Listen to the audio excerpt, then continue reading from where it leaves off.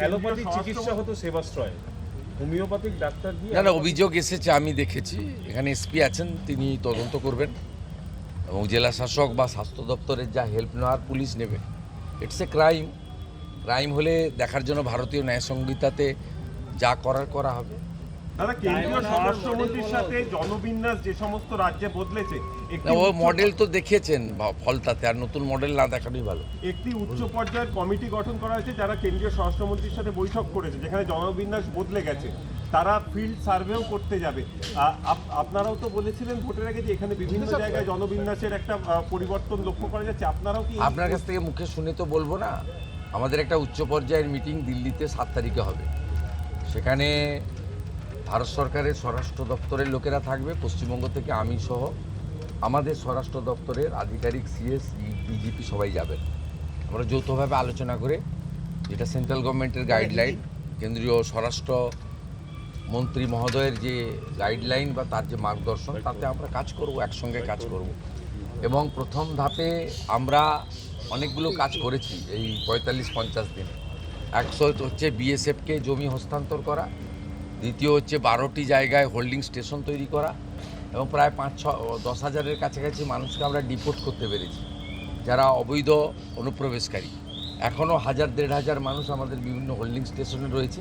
বর্ডারের থানাগুলি বিএসএফের সঙ্গে যৌথভাবে সম্পর্ক রেখে তারা যারা অবৈধ অনুপ্রবেশকারী বা ভারতীয় নয় তাদেরকে হোল্ডিং স্টেশনে আনছে এবং তাদেরকে কথা বলে প্রোটোকল মেনে, পররাষ্ট্র নীতি যা তার যে গাইডলাইন আছে মেনে থ্রু বিএসএফ হ্যান্ডওভারও হচ্ছে। আমি যেটা সরকারে আসার পরে করতে পেরেছি, আগের সরকারের সঙ্গে সিপিএম বা তৃণমূলের সরকারের সঙ্গে যেটা তফাৎ, সেটা হচ্ছে আগের সরকার এই বাংলাদেশি অবৈধ অনুপ্রবেশকারী মানে যারা সিএ এর আওতায় পড়ছেন না তাদেরকে ধরে জেলে পাঠাতেন এবং তারা আমাদের ভাত খেতেন, আমাদের কাপড় পরতেন, আমাদের ওষুধ নিতেন। আমি এসে সেটাকে তুলে দিয়েছি, আমরা তুলছি, হোল্ডিং স্টেশনে রাখছি 1 দিন 2 দিন 3 দিন, তারপরে আমরা সরাসরি ডিপোর্ট করছি। এবং মূলত ভোটার লিস্টে ডিটেক্ট আর ডিলিট যারা হয়ে গেছে, এবারে তৃতীয় যে অংশটা বাকি আছে ডিপোর্ট, সেই কাজটা চলছে।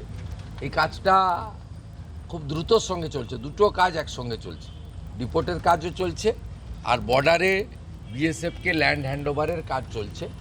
কারণ এটা শুধু পশ্চিমবঙ্গের সীমান্ত সুরক্ষার প্রশ্ন নয়, জাতীয় সুরক্ষার প্রশ্ন রয়েছে। আর এই জনবিন্যাস বদলে যাওয়ার যে বিষয়টা এর সঙ্গে যুক্ত, 1 আগস্ট থেকে সেন্সাস শুরু হচ্ছে এবং এই সেন্সাসের ফল পাবেন 27 সালের 28 ফেব্রুয়ারি মধ্যরাতে।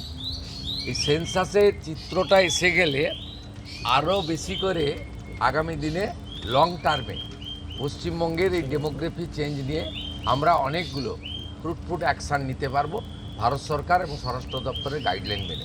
অভিযোগ এসছে, দেখবে, পুলিশ প্রশাসন আছে দেখবে।